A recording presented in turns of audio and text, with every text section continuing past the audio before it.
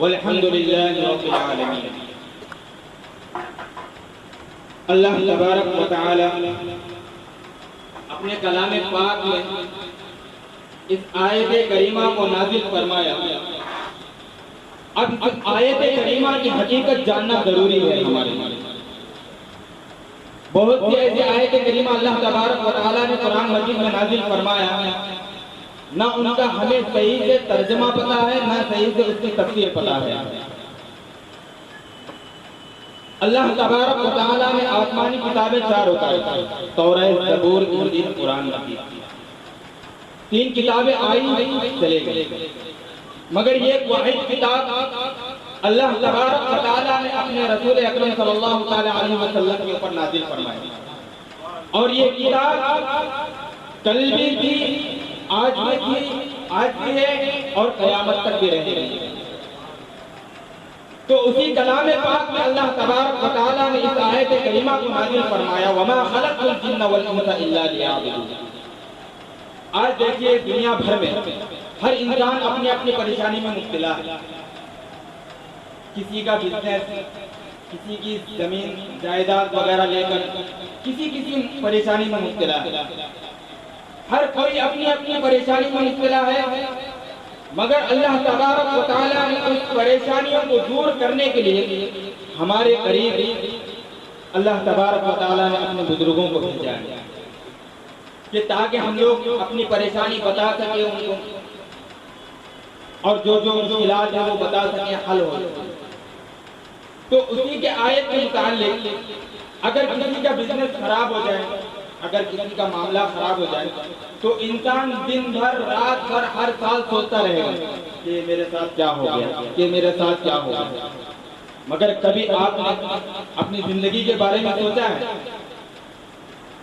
ہم لوگ اپنی زندگی کے بارے میں کبھی نہیں سوچا۔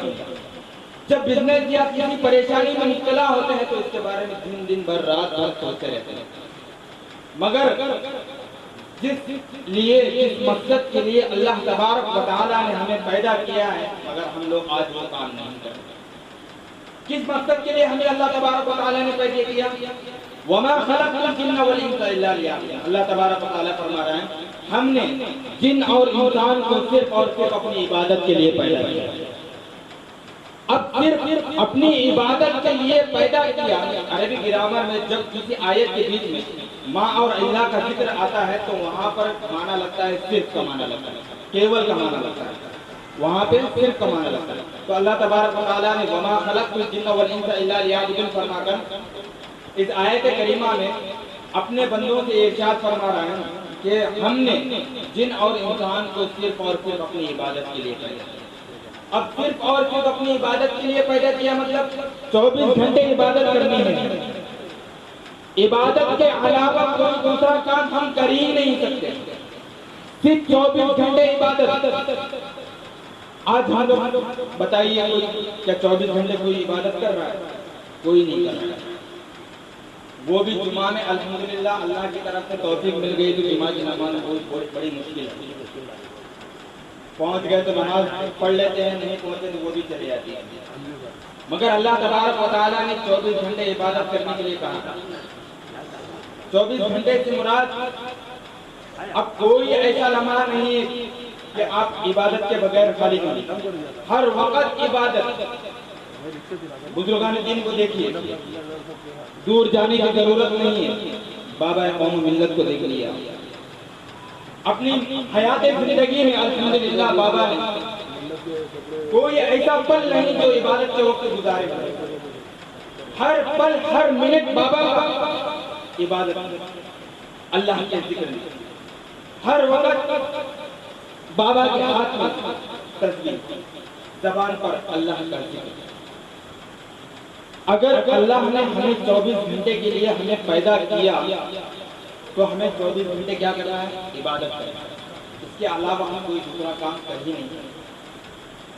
اب ہم پوچھیں گے مولانا صاحب یہ تو بات صحیح ہے کہ 24 گھنٹے اللہ نے ہمیں عبادت کرنے کے لیے پیدا کیا، مگر یہ ضرورتیں جو اللہ تبارک و تعالیٰ نے ہمیں دی ہیں تو وہ کون کرے؟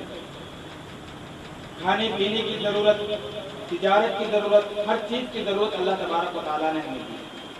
تو ان ساری چیزوں کے ساتھ اگر اللہ نے پیدا کیا ہے تو یہ ساری چیزیں دینے کی کیا ضرورت ہے اللہ تبارک و تعالیٰ؟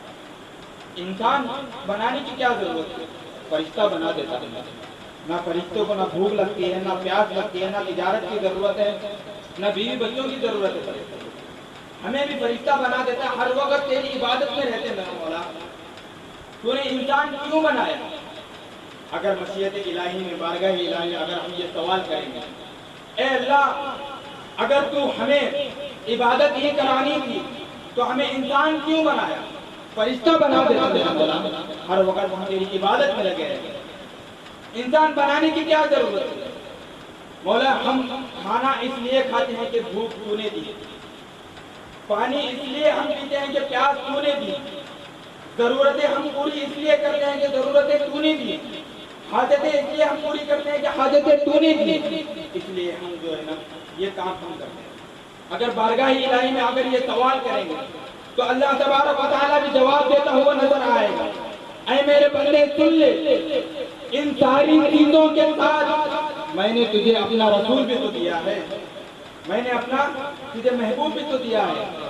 اللہ کے رسول صلی اللہ تعالیٰ علیہ وسلم کے ہر قول و فعل کو اپناتے ہوئے نظر آتے ہوئے اپناتے ہوئے اگر آپ یہ عمل کریں گے تو اللہ تبارک و تعالیٰ جو آپ کو جو ضرورتیں دی ہیں ان ضرورتوں کے ساتھ ساتھ آپ کی عبادت بھی مکمل ہو جائے گی۔